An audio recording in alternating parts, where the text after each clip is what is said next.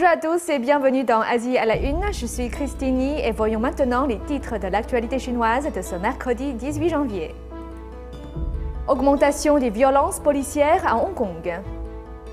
Sanctions américaines sur les entreprises pétrolières. Shen Yun à New York, la Chine doit voir Shen Yun.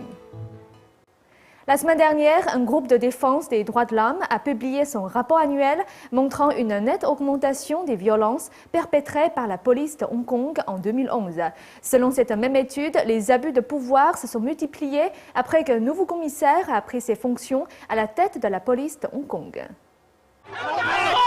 D'après le rapport d'un groupe de défense des droits de l'homme, en 2011, Hong Kong aurait connu le plus grand nombre d'abus de pouvoir policier depuis la rétrocession du territoire à la Chine continentale en 1997. Selon ce rapport, publié par Civil Human Rights Front Watch, plus de 400 citoyens de Hong Kong ont été arrêtés l'an dernier lors de rassemblements publics et de manifestations. La police a recours à la force pour réprimer les manifestants et de nombreux militants ont été blessés lors de manifestations. Toujours selon Civil Human Rights Front, les violences policières se sont multipliées depuis que Andy Tsang Wai-hang est devenu commissaire de police l'an dernier. Le groupe de défense des droits de l'homme cite l'exemple du couvre-feu imposé à l'université de Hong Kong lors de la visite de Li Keqiang, le vice-secrétaire du Parti communiste en août dernier. La police a également expulsé les membres de groupes des droits de l'homme lors des manifestations du 1er juillet à Hong Kong. Une stagiaire de NTD avait été arrêtée alors qu'elle se trouvait sur les lieux en tant que journaliste. Nous pensons que la police utilise de tels moyens pour réprimer les grandes manifestations et empêcher les citoyens de prendre part à ces mouvements. Je pense que c'est inacceptable. Le droit de manifester et de se rassembler sont des droits fondamentaux pour les citoyens de Hong Kong. Le groupe de défense des droits de l'homme a recommandé plusieurs mesures pour freiner les abus de pouvoir policier. Par exemple, en établissant un organe indépendant chargé d'enquêter sur ces abus. Il demande également la démission de Tsang de son poste de commissaire de police. Ces derniers mois, le gouvernement américain a essayé plusieurs façons de faire pression sur le régime iranien pour qu'il mette fin à son programme nucléaire. Aujourd'hui, les États-Unis visent une entreprise énergétique chinoise entretenant d'importants liens commerciaux avec l'Iran. Jeudi dernier, les États-Unis ont imposé des sanctions à l'entreprise d'État chinois Zhuhai Shenzhong, le plus grand fournisseur de produits pétroliers raffinés à l'Iran. Ces sanctions empêchent l'entreprise d'opérer certaines transactions avec les États-Unis. Le régime chinois a exprimé son indignation. Dans un article sur le site web du ministère des Affaires étrangères, un porte-parole a qualifié cette décision de totalement irrationnelle. Plus tôt, le secrétaire au Trésor américain Timothy Geithner avait échoué à convaincre les dirigeants chinois de soutenir des sanctions économiques plus strictes contre l'Iran. La Chine est le plus grand consommateur de pétrole iranien et s'est opposée ces derniers mois à demander à l'Iran de mettre fin à son programme nucléaire.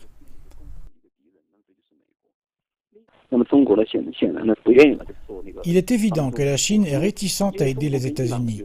La Chine et l'Iran ont une importante relation stratégique. Ils sont confrontés à un ennemi commun, les États-Unis. Les sanctions empêchent Shenzhong de recevoir des licences d'exportation américaines, des financements de la Banque américaine d'import-export, ou des prêts de plus de 10 millions de dollars des institutions financières américaines. Les sanctions contre Shenzhong restent pourtant symboliques. L'entreprise d'État exploite déjà largement sans l'aide des intérêts américains. Pour les autres grandes entreprises pétrolières chinoises qui ont investi des milliards dans le secteur de l'énergie américaine, c'est un avertissement que les États-Unis pourraient prendre des mesures supplémentaires si les dirigeants chinois n'agissent pas contre l'Iran. La semaine dernière, les fans d'iPhone de Pékin sont rentrés chez eux les mains vides après des heures devant l'Apple Store de la capitale chinoise. L'iPhone devait être mis en vente dans toute la Chine le 13 janvier dernier, mais face à l'affluence devant la boutique de Pékin, Apple a décidé de suspendre les ventes, ce qui a causé le mécontentement de nombreuses personnes. Vendredi, les Apple Store chinoises ont mis en vente le dernier iPhone 4S, mais la boutique de Pékin a dû annuler le lancement à cause d'une foule déchaînée. Des heurts entre les acheteurs et l'équipe de sécurité ont éclaté avant l'aube, jusqu'à ce qu'une annonce au mégaphone prévienne la foule que la vente n'aurait pas lieu et qu'ils devaient rentrer chez eux. Des milliers d'acheteurs en colère, dont beaucoup avaient attendu toute la nuit, ont exprimé leur déception. J'ai attendu ici depuis 16 heures hier jusqu'à 7 heures ce matin. Apple a brisé le cœur de beaucoup de consommateurs chinois. Je pense qu'Apple n'a pas été correct. Quoi qu'il en soit, nous sommes beaucoup à être déçus. J'ai froid, j'ai faim, mais finalement ils ne vont pas vendre. Pourquoi ? Certains consommateurs en colère ont lancé des œufs sur Apple Store, tandis que d'autres ont demandé des explications. Apple China doit nous donner une explication plausible. Nous avons entendu pendant très longtemps.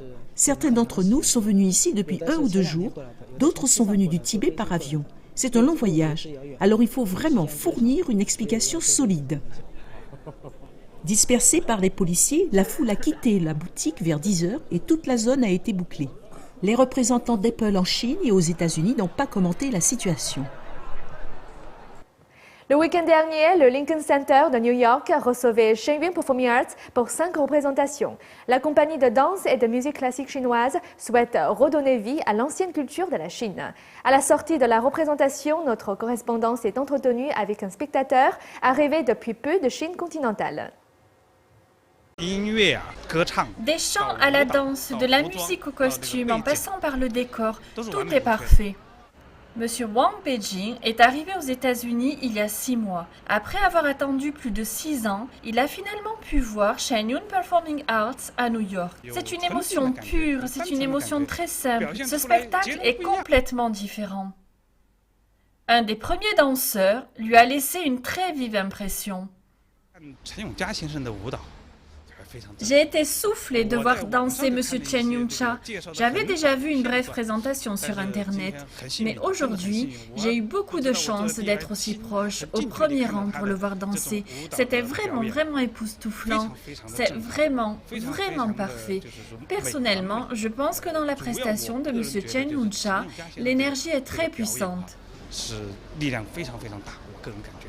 En Chine continentale, les spectacles de Shen Yun ont été interdits par les autorités communistes. Mais les fans de Shen Yun distribuent des DVD à leur risque et péril pour permettre aux Chinois de voir leur propre culture traditionnelle. Ce soir, je me suis demandé comment Shen Yun peut être aussi parfait. Cela prouve-t-il que l'athéisme est une erreur, voire dévié? Je pense que les divinités aident dans ce spectacle. Et derrière, il y a les efforts de nombreuses personnes, beaucoup de travail. Au-delà du spectacle, d'un point de vue culturel, le choix de l'athéisme est complètement erroné. C'est aussi dévié. Les 5000 ans de notre culture transmise par les dieux est parfaite et magnifique. C'est vraiment grand.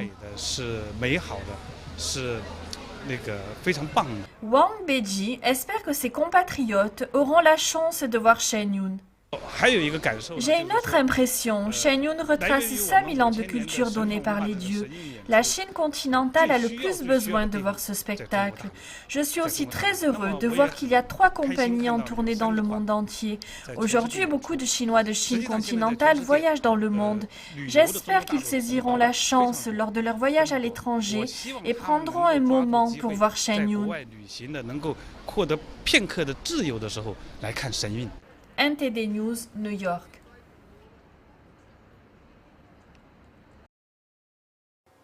Shen Yun Performing Arts compte 3 compagnies actuellement en tournée en Amérique du Nord. Pour connaître les dates des prochaines représentations, vous pouvez consulter le site www.shenyunperformingarts.org. Ainsi s'achève votre journal Asie à la une. Merci de votre attention. On se retrouve demain pour une nouvelle édition.